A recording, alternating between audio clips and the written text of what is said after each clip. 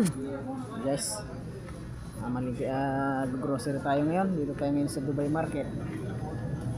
At ngayon dito, makikita ninyo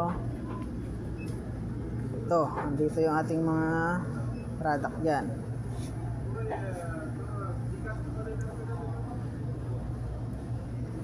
Yan, mga dilata natin.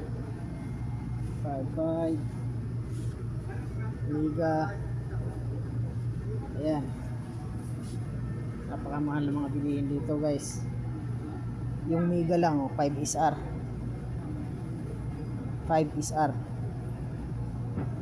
magkano na yan sa Pilipinas. Hindi maganda ang sahod dito, kaso sumasabay din ang inflation ng bilihin.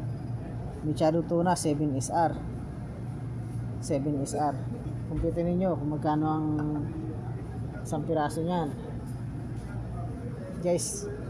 Maganda ang mataas ang pasahod dito kumpara sa atin sa Pilipinas, pero pagdating sa bilihin sumabay din naman. Kaya kailangan marunong ka lang talagang gumamit ngayon ng pera na pagpapagura natin dito sa Saudi kapag dito nagtatrabaho.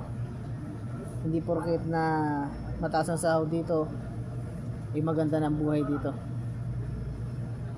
Pananaw lang natin yan, pero kapag nandito na tayo, maalaman niyo talaga ninyo na maganda lang magtrabaho dito, pero ang pera, kung yung pa nagkakakitaan mo ditong pera, kailangan mo talaga mag-ipon at dyan mo gastusin sa Pinas, hindi dito. Kasi kapag dito wala rin, parang ganun lang buhay, parang dyan ka rin lang sa Pilipinas. Okay guys, parang susunod na update at namimili muna ako.